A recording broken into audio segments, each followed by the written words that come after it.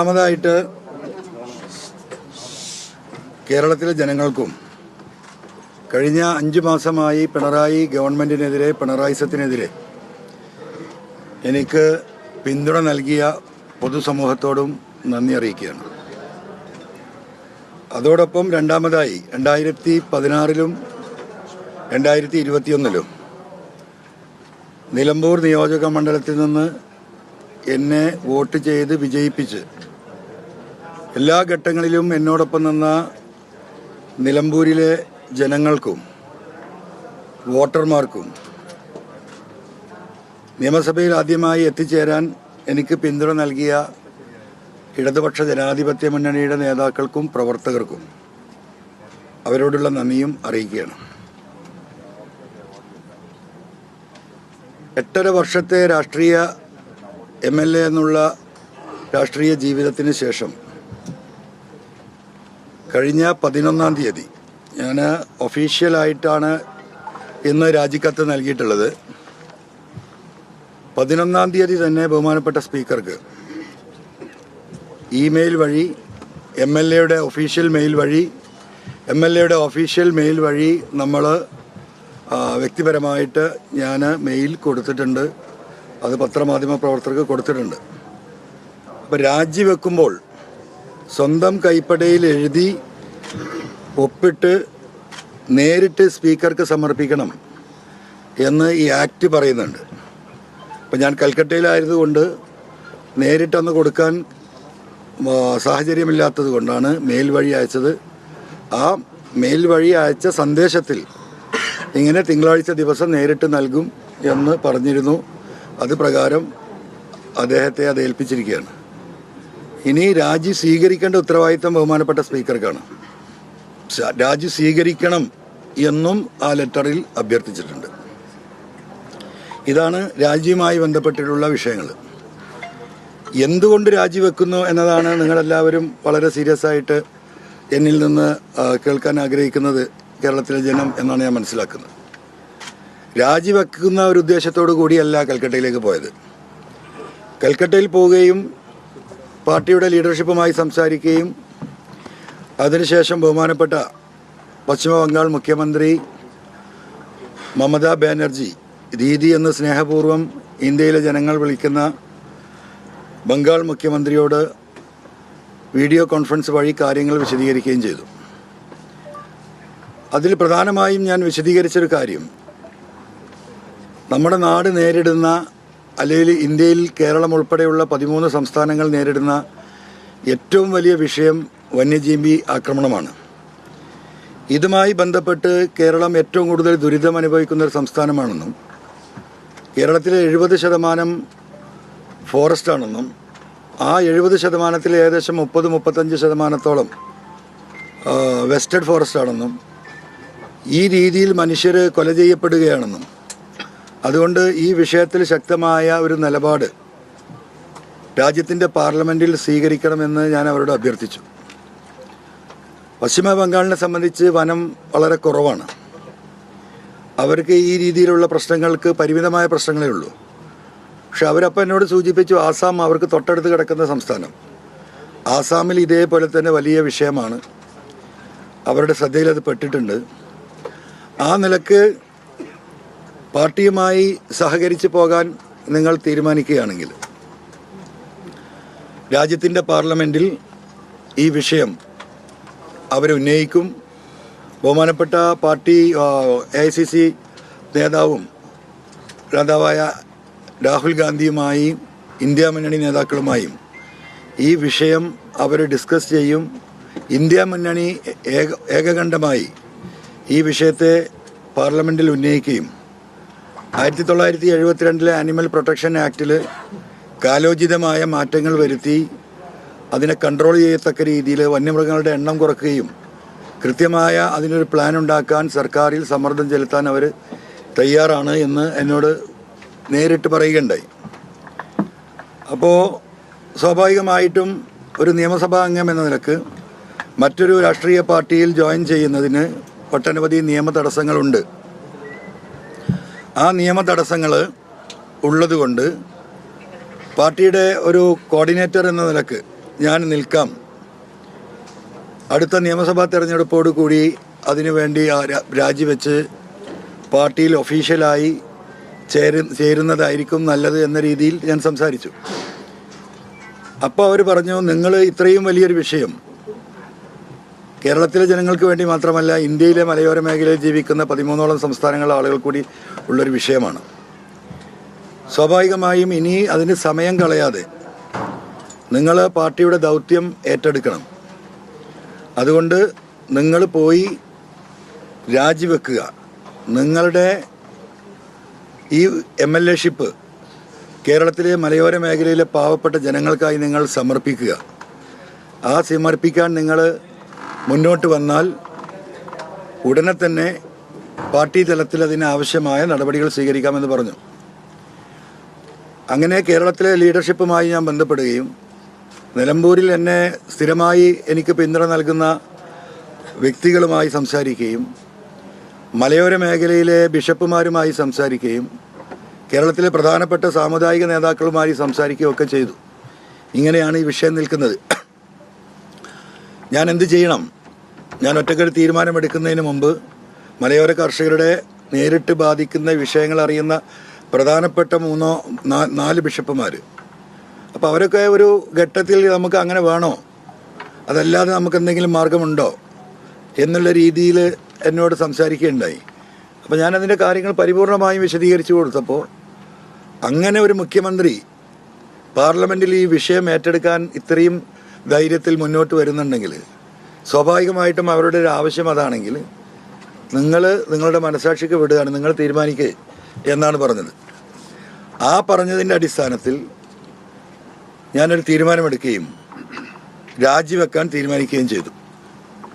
അങ്ങനെ 11-ാം തീയതി ആ രാജി ബഹുമാനപ്പെട്ട സ്പീക്കർക്ക് എൻ്റെ ഒഫീഷ്യൽ മെയിൽ വഴി അയച്ചു കൊടുക്കുകയും ഇന്ന് നേരിട്ട് ആ അയച്ച മെയിലിൻ്റെ ഹാർഡ് കോപ്പി കൈമാറുകയുമാണ് ചെയ്തത്. അതുകൊണ്ട് നമുക്കറിയാം, ഇപ്പോൾ ഇന്ന് ഞാൻ തുടങ്ങി വെച്ച പോരാട്ടം 1-ാം ഘട്ടത്തിൽ നിങ്ങൾക്കറിയാം, ഈ പറയുന്ന ADGP അജിത് കുമാർ, മലപ്പുറം SP ആയിരുന്ന സുജിത് ദാസ്, പിന്നീട് ഈ പറയുന്ന പൊളിറ്റിക്കൽ സെക്രട്ടറി P ശശി, ഈ 3 ആളുകളിൽ ഒതുങ്ങി നിന്നുകൊണ്ട് ആയിരുന്നു ഞാൻ ഈ വിഷയങ്ങൾ മുഴുവൻ ഉന്നയിച്ചിരുന്നത്. ഞാൻ അങ്ങനെ ഉന്നയിക്കാനുണ്ടായത് 2 സാഹചര്യമാണ്. ആ 2 സാഹചര്യങ്ങൾ എന്ന് പറയുന്നത്, ഒന്നാമത്തെ സാഹചര്യം സുജിത് ദാസിൻ്റെ ഇടപെടൽ മലപ്പുറം ജില്ലയിൽ, അദ്ദേഹം 3.5 വർഷക്കാലം അവിടെ SP ആയി നിന്നിരുന്ന കാലത്ത് അദ്ദേഹം ഏകപക്ഷീയമായിട്ട് ഒരു സമുദായത്തെ ക്രിമിനലുകളാക്കുന്നൊരു നിലപാട് സ്വീകരിച്ചുകൊണ്ട് പോകുന്നു. അനാവശ്യമായ കേസുകൾ, ഒരു ബൈക്കിൽ 3 ആൾ യാത്ര ചെയ്താൽ 3 ആളുകളുടെ പേരിൽ FIR ഇടുന്ന സാഹചര്യം ഉണ്ടാകുന്നു. എയർപോർട്ടുമായി ബന്ധപ്പെട്ട് ഈ രീതിയിലുള്ള വലിയ കള്ളക്കടത്ത് നടക്കുന്നു. നിരവധി തവണ ഞാൻ ഉത്തരവാദിത്തപ്പെട്ടവരെ, ബഹുമാനപ്പെട്ട മുഖ്യമന്ത്രി അടക്കമുള്ളവരെ അത് ബോധിപ്പിച്ചാൽ 1 തവണയും 2 തവണയല്ല. അതുപോലെ തന്നെ ക്യാമ്പ് ഹൗസിലെ മരമുറി പുറത്ത് വന്ന സമയത്ത് ഞാനത് ഇൻറ്റിമേറ്റ് ചെയ്തതാണ്. ഇങ്ങനെ നിൽക്കുന്ന ഘട്ടത്തിൽ ഈ വിഷയങ്ങൾ ചർച്ചയായി, പാർട്ടിക്കുള്ളിൽ ചർച്ചയായി, പാർട്ടിയുടെ ഉത്തരവാദിത്തപ്പെട്ട നേതാക്കളിൽ ചർച്ചയായി. പക്ഷേ ഒരു ആക്ഷനിലേക്കും ഇത് പോകാത്തൊരു ഘട്ടം വരുമ്പോൾ ഞാനിനി എന്ത് ചെയ്യണം എന്ന ചോദ്യം സ്വാഭാവികമായിട്ടും ആ പാർട്ടിയോട് 8 ചില്ലാനം വർഷമായി ആ പാർട്ടിക്ക് വേണ്ടി നിലനിന്നൊരു വ്യക്തി എന്ന നിലക്ക് ഉത്തരവാദിത്തപ്പെട്ട CPM-ൻ്റെ ലീഡർഷിപ്പിനോട് ഞാൻ ചോദിക്കേണ്ടായി. അവരുടെ നിർദ്ദേശപ്രകാരമാണ് ഞാനിത് പബ്ലിക്കായി സ്റ്റേറ്റ്മെൻറ്റ് നടത്തുന്നത്. നിങ്ങൾ മനസ്സിലാക്കണം. അവർ പറഞ്ഞു, ഈ ശശിയെയും അജിത് കുമാറിനെയും നിർത്തി ഇനി മുന്നോട്ട് പോയാൽ കേരളത്തിൽ പാർട്ടി ഉണ്ടാവില്ല അൻവറേ. ഞങ്ങൾക്കതറിയാം. കാരണം വലിയ പ്രയാസങ്ങളുണ്ട്. നിങ്ങൾ ഉന്നയിക്കുന്ന പാർട്ടി പ്രവർത്തകർക്ക്, ലീഡർമാർക്ക് പോലീസ് സ്റ്റേഷനിൽ കയറാൻ വയ്യ, മറ്റു ഉദ്യോഗസ്ഥരുമായി ബന്ധപ്പെടാൻ കഴിയുന്നില്ല എന്നത് വസ്തുതയാണ്. പാർട്ടിയിൽ നിന്ന് ഞങ്ങൾക്ക് ഈ പരാതികൾ വന്നുകൊണ്ടേയിരിക്കുകയാണ്. പക്ഷേ ഞങ്ങൾക്ക് പരിമിതികളുണ്ട്. അതുകൊണ്ട് നിങ്ങൾ സജീവമായി പാർട്ടിയോടൊപ്പം നിൽക്കുന്ന ഒരു നേതാവാണ്. ആ നിലക്ക് നിങ്ങളെ പാർട്ടി സഖാക്കൾ നിങ്ങളത് കൺസിഡർ ചെയ്യുന്നുണ്ട്. നിങ്ങളൊരു മെമ്പർ അല്ലെങ്കിൽ പോലും നിങ്ങൾക്കത് പറയാനുള്ള ഞങ്ങളെക്കാളുമുള്ള സ്വാതന്ത്ര്യമുണ്ട്. അതുകൊണ്ട് നിങ്ങളത് പറയണം. ഞങ്ങളെല്ലാവരും നിങ്ങളുടെ കൂടെ ഉണ്ടാകും എന്ന് പാർട്ടിയുടെ ഉത്തരവാദിത്തപ്പെട്ട ലീഡർഷിപ്പിൻ്റെയും കൂടെ നിർദ്ദേശപ്രകാരമാണ് ഞാനിത് പബ്ലിക്കായി പറയുന്നത്. അങ്ങനെയാണ് ഇന്ന് ഈ ഘട്ടത്തിൽ ഇത് എത്തി നിൽക്കുന്നത്. സ്വാഭാവികമായും ഒരു ഘട്ടം കഴിഞ്ഞപ്പോൾ ഈ പറഞ്ഞിരുന്ന നേതാക്കന്മാർ പോലും പിന്മാറുന്ന ഘട്ടം വന്നു.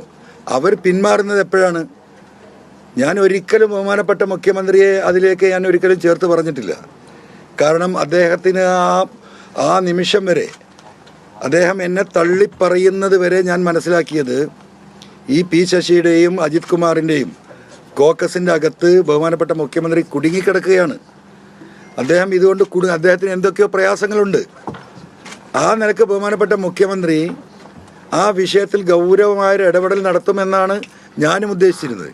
പക്ഷേ ഒരു ഘട്ടത്തിൽ മുഖ്യമന്ത്രി ഒറ്റയടിക്ക് എന്നെ തള്ളിപ്പറയുകയും ഞാനാണ് ഇതിൻ്റെയൊക്കെ പിന്നിലെന്ന് വരുത്തി തെക്കുന്ന രീതിയിൽ അദ്ദേഹം സ്റ്റേറ്റ്മെൻറ്റ് നടത്തുകയും പൊളിറ്റിക്കൽ സെക്രട്ടറി പി ശശിക്കെതിരെ ഞാൻ നടത്തിയ പരാമർശം അവജ്ഞയോടെ തള്ളിക്കളയുന്നു എന്നാണ് പറഞ്ഞത്. നിങ്ങളൊക്കെ ഓർക്കുന്നുണ്ടാവും. അവജ്ഞയോടുകൂടി തള്ളിക്കളയുന്നു. ADGP അജിത് കുമാർ എന്ന് പറയുന്ന ഉദ്യോഗസ്ഥന് ക്ലീൻ ഷീറ്റ് നൽകുകയായിരുന്നു ആ പത്രസമ്മേളനത്തിൽ അദ്ദേഹം നൽകിയത്. അപ്പോഴാണ് എനിക്ക് ഈ കാര്യങ്ങൾ ബോധ്യപ്പെടുന്നത്. അപ്പോൾ സ്വാഭാവികമായും പിന്നീടുള്ള എന്താ പറയുക എൻ്റെ അന്വേഷണവും കണക്കുകൂട്ടലുകളുമാണ് ഈ കാര്യങ്ങൾ എത്തി നിൽക്കുന്നത് പിണറായി വിജയൻ എന്ന് പറയുന്ന കേരളത്തിൻ്റെ മുഖ്യമന്ത്രിയുടെ കുടുംബത്തിലാണ് എന്നത്.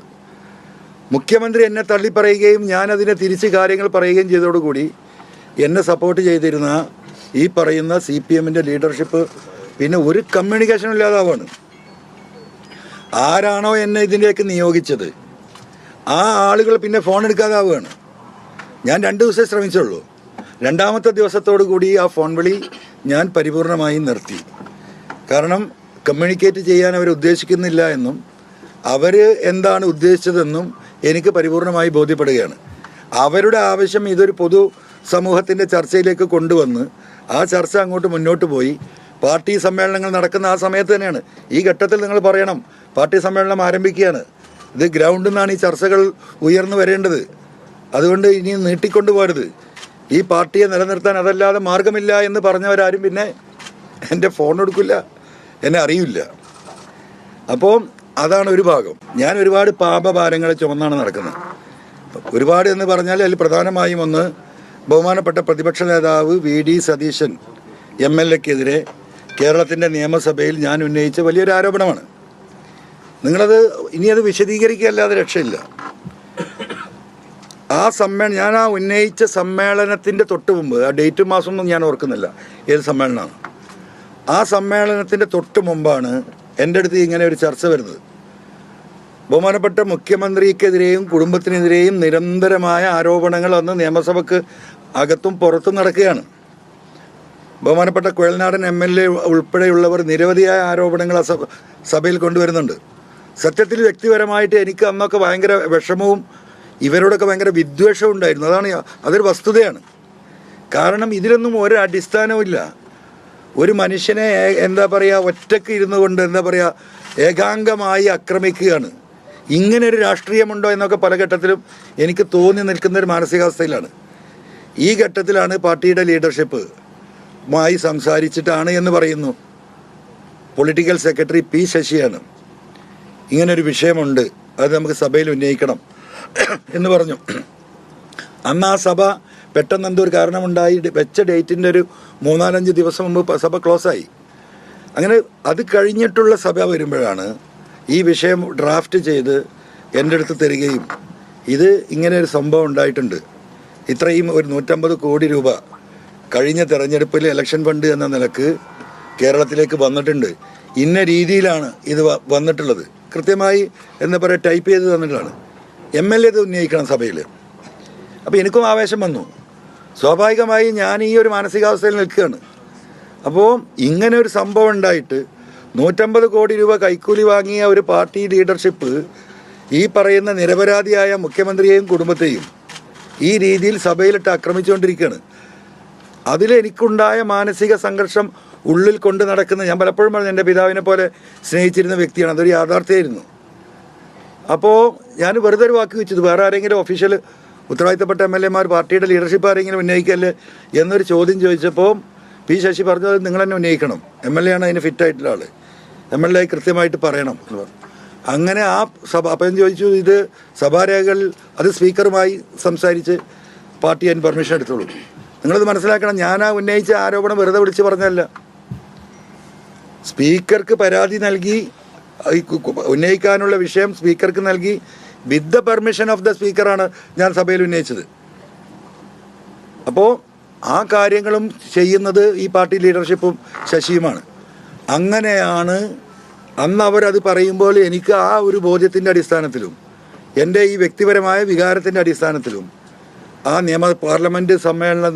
പാർലമെൻറ്റ് ഇലക്ഷൻ്റെ മുമ്പുള്ള സമ്മേളനത്തിലാണ്, അതിൻ്റെ ഒരു 2, 3, 4, 5 മാസം മുമ്പാന്ന് തോന്നുന്നു എനിക്ക് ഇത് ഉന്നയിക്കപ്പെടുന്നത്. അപ്പോൾ ഇതാണ് ഇതിൻ്റെ വസ്തുത. അപ്പോൾ എന്നെ പാർട്ടി ഏൽപ്പിച്ച ഭാരം ഞാൻ ഡെലിവർ ചെയ്തു. അവരെഴുതി തന്ന കാര്യങ്ങൾ ഞാൻ സവിസ്തരം ഞാനൊരു വാക്ക് ചോദിച്ചു, ശശിയേട്ടാ ഇതിൽ കാര്യം ശരി തന്നെയല്ലേ? പൂർണ്ണമായിട്ടും ശരിയാണ് MLA, നിങ്ങൾ ധൈര്യമായി പറഞ്ഞോളൂന്ന് പറഞ്ഞു. പക്ഷേ പിന്നീട് അത് കഴിയുകയും അത് വിജിലൻസിൽ എൻ്റെ പ്രസംഗം എന്താ പറയുക ഒഫീഷ്യലായിട്ട് വിവരാവകാശ പ്രകാരം ഒരു വ്യക്തി ശേഖരിക്കുകയും അത് ശേഖരിച്ചതിന് ശേഷം ഇവിടുത്തെ ബഹുമാനപ്പെട്ട വിജിലൻസ് കോടതിയിൽ പരാതി നൽകുകയും ചെയ്യണം. കോടതി അന്വേഷിക്കാൻ പറയുകയും പ്രൈമ ഫേസി അന്വേഷണം നടത്താൻ പറയുകയും ആ അന്വേഷണം നടത്തി ഇതിൽ വസ്തുതയില്ല എന്ന് പറഞ്ഞ് മടക്കി കൊടുത്ത് ഞാൻ മുമ്പ് പറഞ്ഞിട്ടുള്ളൊരു കാര്യമാണിത്. പക്ഷെ അന്ന് എനിക്ക് വലിയ വികാരം ഉണ്ടായിരുന്നു. ഞാൻ പല ഘട്ടത്തിലത് പറഞ്ഞതാണ്.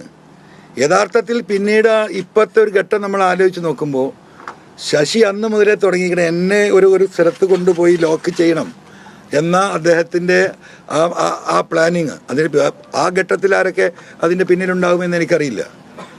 അങ്ങനെ ഇവിടുത്തെ കോൺഗ്രസ് ലീഡർഷിപ്പിൻ്റെ മുമ്പിൽ, പ്രത്യേകിച്ച് പ്രതിപക്ഷ നേതാവിൻ്റെ മുമ്പിൽ എന്നെ ഏറ്റവും വലിയൊരു ശത്രുവാക്കാനുള്ള ഒരു ഗൂഢമായ ആലോചന അതിൻ്റെ പിന്നിൽ അന്നുണ്ടായിരുന്നോ എന്ന് എനിക്കറിയില്ല. എന്തായാലും സംഭവിച്ചത് അങ്ങനെയാണ്. അപ്പം എന്നെ സംബന്ധിച്ചിട്ട് എനിക്ക് കേരളത്തിലെ 3.5 കോടി ജനങ്ങളോട് ഈ വിഷയത്തിൽ പറയാനുള്ള ഒരു കാര്യം എന്ന് പറയുന്നത്, ഈ വിഷയത്തിൽ അദ്ദേഹത്തിനുണ്ടായ മാനഹാനിക്ക് ഞാൻ കേരള സമൂഹത്തോട് മാപ്പ് ചോദിക്കുകയാണ്, ആത്മാർത്ഥമായി മാപ്പ് ചോദിക്കുകയാണ്.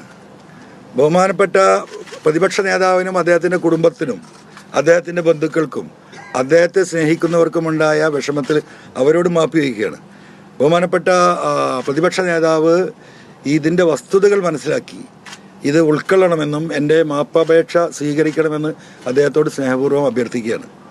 ഇതാണ് ഇതിൻ്റെ മറ്റൊരു ഭാഗം.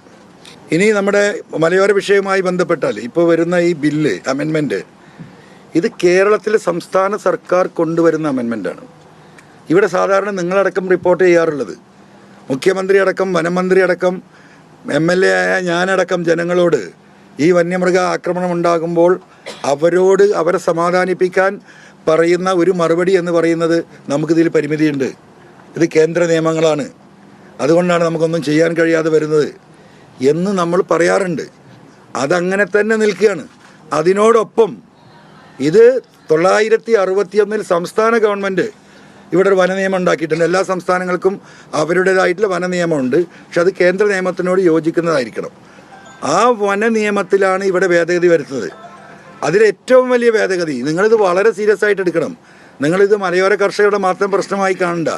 തിരുവനന്തപുരം ടൗണിൽ കുരങ്ങിനെ കൊണ്ട് ജീവിക്കാൻ വയ്യ എന്ന് ഇന്ന് രാവിലെ MLA ഓഫീസിൽ വന്ന ഒരാളെൻ്റെ അടുത്ത് പറയാണ്, സാറേ ഇത് വിടരുത് കേട്ടോ, ഞങ്ങളൊക്കെ ജനലും വാതിലും അടച്ചാൽ ജീവിക്കുന്നതെന്ന്. പന്നി, സെക്രട്ടേറിയറ്റ് വളപ്പില പന്നി. അപ്പോൾ കേരളത്തിലെ 3.5 കോടി ജനങ്ങളുടെയും ജീവിതം ദുസ്സഹമാക്കുന്ന അവസ്ഥയിലേക്ക് പോവാണ്. 1.5 കോടി ജനങ്ങൾക്ക് എന്തായാലും ജീവിക്കാൻ വയ്യ. അപ്പം ഇവിടെ ഫോറസ്റ്റിൻ്റെ ഒരു നിസ്സഹാവസ്ഥ, അല്ലെങ്കിൽ അവരുടെ എന്താ പറയുക, ഈ ഒരു വിഷയത്തിലൊരു പിന്മാറ്റം നമ്മളെല്ലാ ഘട്ടത്തിലും കണ്ടിട്ടുള്ളതാണ്. അവരുടെ ആവശ്യം ജനങ്ങൾ പ്രതിസന്ധിയിലായി, പ്രയാസത്തിലായി പശ്ചിമഘട്ടത്തിൽ നിന്ന് ഇറങ്ങണം എന്നാണ്. അതാണ് അവരുടെ ആവശ്യം. അപ്പോൾ ആ ഫോറസ്റ്റ് ഡിപ്പാർട്ട്മെൻറ്റിന് അധികമായ അധികാരം കൊടുക്കുകയാണ്. നിങ്ങളത് മനസ്സിലാക്കണം. ഫോറസ്റ്റ് ഡിപ്പാർട്ട്മെൻറ്റിന് ഈ പറയുന്ന ലോ ആൻഡ് ഓർഡറിൽ ഇടപെടാനുള്ള ഒരു അധികാരവും ഇല്ല. ഫോറസ്റ്റ് ഓഫീസുമായോ ഡിപ്പാർട്ട്മെൻറ്റുമായോ ഒരു ലോ ആൻഡ് ഓർഡർ ഇഷ്യൂ ഉണ്ടായിക്കഴിഞ്ഞാൽ, ഒരു സമരം ഉണ്ടായിക്കഴിഞ്ഞാൽ അവർ പോലീസിൽ ഇൻഫോം ചെയ്ത് പോലീസ് വന്നിട്ട് വേണം നടപടി സ്വീകരിക്കാൻ. പക്ഷേ ഈ അമെൻമെൻറ്റ് എന്ന് പറയുന്നത് പോലീസിനുള്ള അതേ അധികാരം ഫോറസ്റ്റിലേക്ക് കൈമാറുകയാണ്. Extra additional powers they are giving to the forest. അങ്ങനെ തന്നെയാണ് പറയുന്നത്. അതിന് പറയുന്നത് എന്താണ്? ഈ ഫോറസ്റ്റിൻ്റെ ഏരിയകളിലൊക്കെ വലിയ ഗ്യാങ്ങുകളുണ്ട്. അവരുടെ ആക്രമണത്തിൽ നിന്ന് ഇവരെ രക്ഷിക്കുക. ഗ്യാങ് എന്നുള്ള വാക്കാണ്. നിങ്ങൾ ആ ഇംഗ്ലീഷ് അവിടെ ഇതെടുത്ത് വായിക്കണം, എന്താ പറയുക, അമെൻമെൻ്റ് എടുത്ത് വായിക്കണം. ഗ്യാങ് എന്ന് പറഞ്ഞാൽ ഗ്രൂപ്പ് ഓഫ് ഗുണ്ടാസാണ് ഗ്യാങ്. മലയോര മേഖലയിൽ ജീവിക്കുന്നവരെ ഗ്യാങ് എന്ന് ഉപയോഗിച്ചുകൊണ്ടാണ് അമെൻമെൻറ്റ് ചോദിക്കുന്നത്. ആ അമെൻമെൻറ്റ് ഇവിടെ പാസ്സായാൽ ഇപ്പം നടക്കുന്ന രീതിയിൽ ഒരു സമരം നടത്താനോ ജനങ്ങൾക്ക് പ്രതിഷേധിക്കാനോ സാധിക്കില്ല. നേരിട്ട് അറസ്റ്റ് ചെയ്ത് ഫോറസ്റ്റ് സ്റ്റേഷനിൽ കൊണ്ടുപോയി അവരെ റിമാൻഡ് ചെയ്യാനുള്ള അധികാരം കൂടിയാണ് കൊടുക്കുന്നത്. ഇതാരാ പാസ്സാക്കുന്നത്? ഇവിടെ മന്ത്രിസഭ ചർച്ച ചെയ്തിട്ടാണ് ഈ കരട് പ്രഖ്യാപിക്കുന്നത്. മലയോര മേഖലയിലെ ജനങ്ങളുടെ എന്താ പറയുക, കാവൽക്കാരെന്ന് പറയുന്ന മാണി കോൺഗ്രസിൻ്റെ മന്ത്രിമാരുൾപ്പെടെയാണ് ഇതിനെ റെക്കമെൻഡ് ചെയ്ത് ഒപ്പിട്ടിരിക്കുന്നത്. എങ്ങനെ നമുക്കത് വിശ്വസിക്കാൻ കഴിയും? ഈ വിഷയം ഇത്രയും സജീവമായത് നിങ്ങൾക്കറിയാം എൻ്റെ ഒരു അറസ്റ്റോട് കൂടിയാണ്. എനിക്കൊരു ദിവസം ജയിൽവാസം കിടക്കേണ്ടി വന്നാലും നിങ്ങളടക്കമുള്ള കേരളത്തിലെ മുഴുവൻ ആളുകളും ഇതിനെക്കുറിച്ച് അലർട്ടായിരിക്കുകയാണ്. അപ്പോൾ സ്വാഭാവികമായിട്ടും ഈ വിഷയം അതീവ ഗൗരവമാണ്. ഒരു കാരണവശാലും ഈ ബില്ല് ഈ നിയമസഭയിൽ അമെൻമെൻറ്റ് വരാൻ പാടില്ല. എനിക്ക് എൻ്റെ പ്രിയപ്പെട്ട ബഹുമാനപ്പെട്ട പ്രതിപക്ഷ നേതാക്കളോട് ഈ വിഷയത്തിൽ പറയാനുള്ളതാണ്, വരാൻ പാടില്ല. ഇനി ദിവസങ്ങളേ ഉള്ളൂ. അതിശക്തമായ കേരളത്തിനെ മുഴുവൻ എന്താ പറയുക സ്തംഭിപ്പിച്ചുകൊണ്ട് ഗവൺമെൻറ്റിനെ കൊണ്ട് ആ ബില്ല് പിൻവലിക്കുന്ന നിലപാട് സ്വീകരിക്കേണ്ട നടപടി ബഹുമാനപ്പെട്ട പ്രതിപക്ഷം ഇവിടെ ഏറ്റെടുക്കണമെന്നാണ് എനിക്ക് ഈ അവസരത്തിൽ ഈ രാജി പ്രഖ്യാപിക്കുന്ന സദസ്സിൽ പറയാനുള്ളത്. മൂന്നാമത്തെ കാര്യം, പിന്നെ നിങ്ങളുടെ അടുത്ത ആകാംക്ഷ, നിലമ്പൂരിൽ മത്സരിക്കുമോ? ഞാൻ മത്സരിക്കുന്നില്ല. ഞാൻ നിലമ്പൂരിൽ UDF നടത്തുന്ന കോൺഗ്രസ് സ്ഥാനാർത്ഥിക്ക് ഞങ്ങളുടെ മുഴുവൻ ശക്തിയും ഉപയോഗിച്ച് നിരുപാധികമായിട്ടുള്ള പിന്തുണ കൊടുക്കാനാണ് ഞങ്ങൾ തീരുമാനിച്ചിരിക്കുന്നത്. നിരുപാധികമായ പിന്തുണ. കാരണം ഇവിടെ ഈ സർക്കാരിൻ്റെ അവസാനത്തിൽ നടക്കുന്ന ഈ ഉപതെരഞ്ഞെടുപ്പ് പിണറായിസത്തിനെതിരെയുള്ള അവസാനത്തെ ആണിയായി ഇത് മാറേണ്ടതുണ്ട്. ഞങ്ങൾ ഔദ്യോഗികമായി ബഹുമാനപ്പെട്ട സ്പീക്കർ സ്വീകരിച്ചു കഴിഞ്ഞാൽ ബഹുമാനപ്പെട്ട മമതാ ബാനർജിയെ ബംഗാളിൽ പോയി കണ്ട് ഞാൻ നേരിട്ട് ഈ പറയുന്ന മെമ്പർഷിപ്പ് സ്വീകരിച്ചതിന് ശേഷം ആ രാഷ്ട്രീയ പാർട്ടിയുടെ പ്രവർത്തനമായി ഞങ്ങൾ മുന്നോട്ട് പോകും. ഇതിനെ എന്താ പറയുക സഹായിക്കുന്ന മുഴുവൻ ആളുകളെയും ഇപ്പോൾ ഈ വിഷയത്തിൽ ഞങ്ങളോടൊപ്പം നിൽക്കുന്ന മലയോര കർഷകരുടെ മുഴുവൻ പിന്തുണയും ആർജിച്ചുകൊണ്ട് പിണറായിസത്തിൻ്റെ അവസാനം നിലമ്പൂർ നിയോജക മണ്ഡലത്തിലെ ഈ ബൈ ഇലക്ഷനിലായിരിക്കും. അതുകൊണ്ട് പരിപൂർണമായ പിന്തുണ അവർക്ക് കൊടുക്കുകയാണ്. ഇപ്പോൾ നിങ്ങൾ നോക്കണം, ഇനി എത്ര ദിവസമല്ലേ ഈ പിണറായിസം? 482 ദിവസമാണ് ഇനി ബാക്കിയുള്ളത്. ആരും അധികം കൊമ്പൊന്നും കോർക്കണ്ട. 482 ദിവസം അതിൻ്റെ കൗണ്ട് ഡൗൺ ആരംഭിക്കുകയാണ്. ഇന്ന് തുടങ്ങുകയാണ്. PV അൻവർ പാർട്ടിയിൽ നിന്ന് പോയിട്ട് ഒരു രോമം പോയില്ലല്ലോ എന്ന് പറഞ്ഞവരുണ്ട്. അത് നമുക്ക് കാണാൻ പോകുന്ന പൂരമാണ്. അപ്പോൾ കേരളത്തിൽ നമുക്കറിയാം DIC ഉണ്ടായതിന് ശേഷം ഒരു 30% ആളുകൾ DIC തിരിച്ച് കോൺഗ്രസിലേക്ക് വന്നപ്പം ഞാൻ ഉൾപ്പെടെ കേരളത്തിൻ്റെ വിവിധ ഭാഗങ്ങളിൽ സ്കാറ്റേഡായി കിടക്കുകയാണ്. അവരൊക്കെ പല പാർട്ടിയിലുമായി പോയി, പലതിലും രാഷ്ട്രീയ പ്രവർത്തനം നിർത്തി. ഇവരെയൊക്കെ സ്വരൂപിക്കും. പല വിവിധ രാഷ്ട്രീയ പാർട്ടികളിൽ നിന്ന് തെറ്റിപ്പിരിഞ്ഞ് നിൽക്കുന്നവരുണ്ട്, അവജ്ഞ അനുഭവിച്ച് നിൽക്കുന്നവരുണ്ട്. പിണറായിസത്തിനെതിരെ നിലപാട് സ്വീകരിക്കാത്തതിൻ്റെ പേരിൽ പാർട്ടിക്കുള്ളിൽ മൗനികളായി നിൽക്കുന്ന ആയിരക്കണക്കിന് സഖാക്കളുണ്ട്. ഇവരെ മുഴുവൻ കൂട്ടി യോജിപ്പിക്കുന്ന ഒരു രാഷ്ട്രീയ പ്രവർത്തനം ഇവിടെ ഉണ്ടാകും. ആ രാഷ്ട്രീയ പ്രവർത്തനം ശക്തമായി മുന്നോട്ട് കൊണ്ടുപോകും. അതിൽ എനിക്ക് നിലമ്പൂരിലെ കാര്യത്തിൽ കേരളത്തിലെ പ്രതിപക്ഷ UDF നേതൃത്വത്തോട് അഭ്യർത്ഥിക്കാനുള്ളത്, നിലമ്പൂർ ഒരു മലയോര മേഖലയാണ്. സ്വാഭാവികമായിട്ടും ആ മലയോര മേഖലയിൽ മത്സരിപ്പിക്കുന്ന സ്ഥാനാർത്ഥി ആ മലയോര മേഖലയിൽ നിന്നുള്ള കൃത്യമായി ഈ വിഷയങ്ങൾ അറിയുന്നൊരു വ്യക്തിയായിരിക്കണം. തീർത്തും നമുക്കറിയാം, കാസർഗോഡ് തൊട്ട് തൃശ്ശൂർ വരെ വരുന്ന മലബാർ 73 നിയമസഭാ സീറ്റുകളുണ്ട്. ആ 73 നിയമസഭാ സീറ്റിൽ പകുതിയിലധികം മലയോര മേഖലയുമായി ബന്ധപ്പെട്ട് കിടക്കുന്നതാണ്. ഈ മലയോര മേഖലയിലുള്ളത് ക്രിസ്ത്യൻ കമ്മ്യൂണിറ്റിയാണ്. അവരാണ് ഈ വന്യമൃഗശല്യത്തിൻ്റെ ഏറ്റവും വലിയ എന്താ പറയുക, അവരെയാണ് ഇത് ബാധിക്കുന്നത്. പലരും വിറ്റുപോകാൻ നിൽക്കുക കിട്ടുന്ന വിലക്ക്. സ്വാഭാവികമായും സണ്ണി ജോസഫ് നമുക്കറിയാം നിയമസഭയിൽ എല്ലാ നിയമസഭാ സമ്മേളനത്തിലും അദ്ദേഹം ഈ വിഷയം ഉന്നയിക്കുന്ന ഒരു വ്യക്തിയാണ് ഈ ഫോറസ്റ്റുമായി ബന്ധപ്പെട്ടിട്ടുള്ളത്. അപ്പോൾ ഞാൻ സ്വാഭാവികമായും രാജിവെച്ചൊഴിയുമ്പോൾ ആ മലയോര മേഖലയിലെ ക്രൈസ്തവ കമ്മ്യൂണിറ്റിയിൽ ഈ വിഷയത്തെ നേരിട്ട് അനുഭവപ്പെടുന്ന അഡ്രസ്സ് ചെയ്യുന്ന ഒരു വ്യക്തി അവിടെ സ്ഥാനാർത്ഥിയാകണമെന്ന ഒരു റിക്വസ്റ്റ് ഡിമാൻഡ് UDF മുമ്പിൽ വെക്കുകയാണ്. എന്താണ് റിക്വസ്റ്റ് ഡിമാൻഡ്? നിലമ്പൂരിൽ തന്നെയുള്ള DCC president Shri VS Joy ഈ വിഷയത്തിൽ എപ്പോഴും എന്നോട് ഇൻറ്ററാക്ട് ചെയ്യുന്ന ഒരു വ്യക്തിയാണ്. കാരണം ജോയ് താമസിക്കുന്ന ഈ കാട്ടിൻ്റെ ഉള്ളിലാണ്. ജോയിൻ്റെ വീട്ടിൻ്റെ മുന്നിൽ ആനയാണ്, ഇപ്പുറത്ത് പന്നിയാണ്, അപ്പുറത്തേക്ക് ഇറങ്ങിയാൽ കാട്ടിയാണ്, ഇപ്പുറത്തേക്ക് ഇറങ്ങിയാൽ സിംഹമാണ്. പലപ്പോഴും ജോയ് എന്നോട് പറഞ്ഞു, അൻവർക്ക് നമ്മളിവിടെ വിറ്റ് പോകുന്നത് ശരിയല്ലല്ലോ, നമ്മൾ വിറ്റ് ടൗണിലേക്ക് പോകുകയെന്ന് പറഞ്ഞാൽ അതൊരു ബാഡ് മെസ്സേജ് അല്ലേ, ജീവിക്കാൻ വയ്യട്ടോ, കുട്ടികളെ ഹോസ്റ്റലിൽ കൊണ്ടാക്കുകയാണ് എന്ന് പറഞ്ഞിട്ടുള്ള വ്യക്തി കൂടിയാണ് ആര്? ഈ പറയുന്ന DCC പ്രസിഡന്റ് ജോയ്. അപ്പോൾ സ്വാഭാവികമായിട്ടും ഈ മേഖലയിൽ ക്രിസ്ത്യൻ മൈനോറിറ്റി വിഭാഗം ഏറ്റവും ഭൂരിപക്ഷം ജീവിക്കുന്ന ഈ മലയോര മേഖലയിൽ മലബാറിൽ ആ കമ്മ്യൂണിറ്റിക്ക് അനുഭവിക്കുന്ന ഒരു വിഷയമെന്ന നിലക്ക്, ആ കമ്മ്യൂണിറ്റിയുടെ കൂടി ഒരു റെപ്രസെൻറ്റേറ്റീവ് എന്ന നിലക്ക് DCC പ്രസിഡന്റ് V ജോയിയെ ഇതിൽ ഉൾപ്പെടുത്തണമെന്ന ഒരു റിക്വസ്റ്റാണ് എനിക്ക് ഈ വിഷയത്തിൽ വെക്കാനുള്ളത്. i2i News, an eye for truth. i2i News subscribe ചെയ്തിട്ടില്ലാത്തവർ ഇപ്പോൾ തന്നെ സബ്സ്ക്രൈബ് ചെയ്യുക. നോട്ടിഫിക്കേഷൻ ലഭിക്കുവാൻ ബെൽ ബട്ടണും അമർത്തുക.